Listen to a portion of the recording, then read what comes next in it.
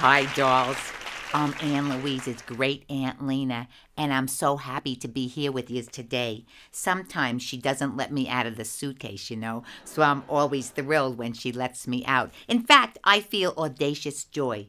Now, yous want to know what audacious joy really is? I got a story for yous. Truth. This is truth. I'm driving down the Oregon coast with Anne-Louise, my great niece. Well, actually, she's driving, I'm sitting. And it's a beautiful sunny day, and the waves are crashing down the side. We can see them and hear them. And we're drinking water because I like to keep my throat lubricated, and it's good for your body, keeps your skin fresh. Little beauty tips. They didn't ask me to talk about that, but I'm looking at these and I'm thinking, some of these look a little pale. How about a little red lipstick? I always wear red here. I got some I could pass around. Anybody want to try some? No? I'll just refresh because your girl can never have too much red lipstick. Let me just do it, then I'll finish the story. Sorry, dolls. Okay. It on my cheek? No, I'm good. I just wiped it off. Okay. Okay, good. Sorry, back to the story. Anyway, I'm driving down the coast with Anne-Louise. We're drinking water, as I told you. Maybe a little coffee, just to keep ourselves awake. And suddenly, it strikes. The urge that everyone gets. And I say, Anne-Louise, I gotta find the ladies' room. Well, we had juiced the past, a rest stop. And the sign said, next rest stop, 2,000 miles. You know how that is on the Oregon coast. And I say, Anne-Louise, darling, you have to find a place. So we get off at the next exit, and we find that big store. We don't have those back east where I'm from, and even more back east in Italy where I was originally from. We don't got that stuff there. One of those big stores that has everything, food, clothes, garden hoses, bird seed, whatever you can want, tools. I won't mention the name. I don't want to be plugging anybody. Anyway, we go there because Anne-Louise tells me they're going to have a nice, clean restroom. So I march into the restroom. There's only one stall taken, and I go right to the handicap place because I need a lot of room to spread out. Put my pocketbook down, my furs, my boa, you know what I mean. And I start to get myself settled down, and a little voice from the other stall says to me, "Hi, I'm Ryan." Now, first of all, on the East Coast, we don't talk to strange people in the ladies' room, you know what I mean? You just get about your business.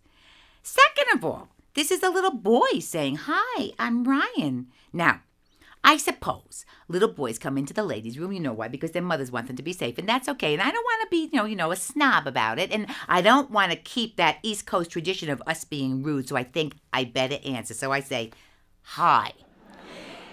And I settle myself down. Next second, I know the door to his stall slams, and he's saying, "Hey, are you still there? Hey, are you still there?"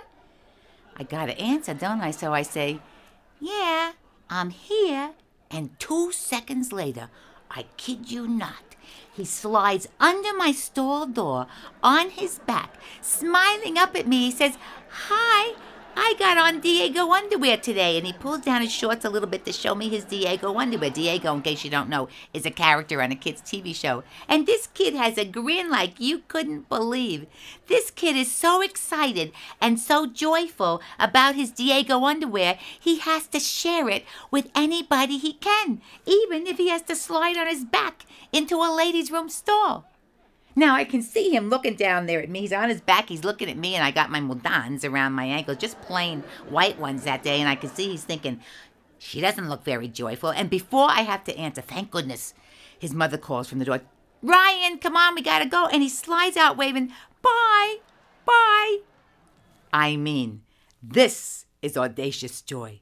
So what in your lives do you feel so joyful about you're going to slide on your back wherever you are and tell everybody you know? Just to think about that for 1 minute. So, Anne-Louise says, principle number 1, live kindness. Here's what I say. You got to make nice, even if they're not in your family. You know what I mean? Because sometimes you don't want to make nice with those other people. In my country, we don't want to make nice with the people in a different village. But I'm learning these ways. You got to make nice, even if they're not in your family. For instance, one little thing I'm going to talk about, gossip. Now, I can see some of you laughing. Gossip. We all like to gossip, don't we?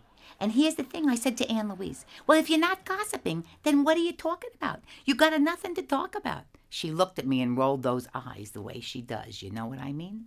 So what does gossiping mean? It means talking about the other person. And sometimes in workplaces, especially, dare I say, when there's a lot of women, you know, I don't want to be mean to women, but this is the truth. We start getting in little groups and we talk about each other. The lipstick she wears, look at what she does with her hair, how dare she wear those short skirts, or blah, blah, blah, blah, blah, blah, blah, blah, blah, blah, blah, blah.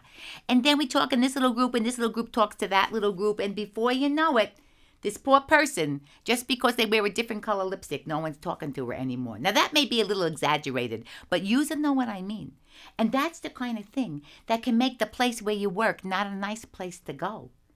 It's the kind of thing that can make your family not a nice place to be. And by the way, just so you know, sometimes people think we got to make nice with everybody else, but we forget to make nice with our family.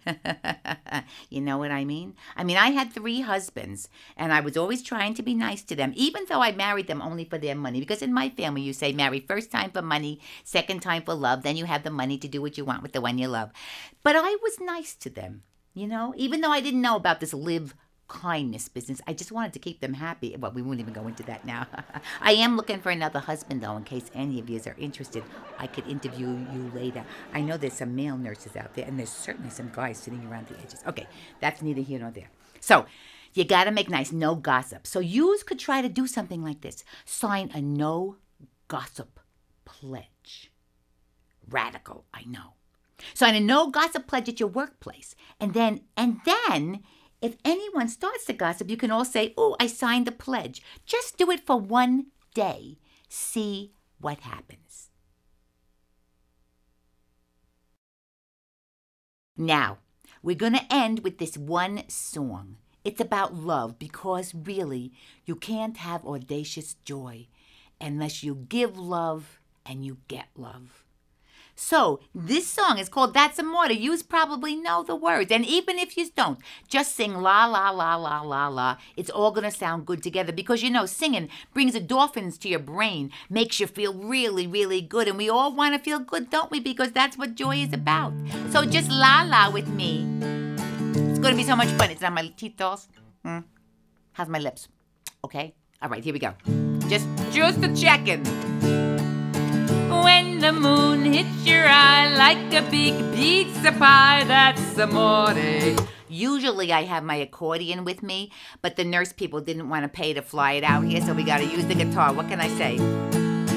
When the world seems to shine like you've had too much wine, that's amore. Go down there, really, oh.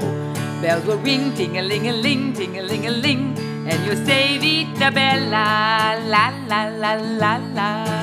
Hearts will play tippy-tippy-tay, tippy-tippy-tay, like a gay tarantella. Lucky fella. When the stars make you drool just like pasta vazul, that's amore. When you walk down the street with your feet on a cloud, you're in love. When you walk in a dream and you know you're not dreaming, signore. Here's the big finish. Scusa me, but you see, back in old Napoli, that's amore. Here we go, one more time. Scusa me, but you see, back in old Napoli, that's amore. I wish yous all audacious joy. Ciao, bella.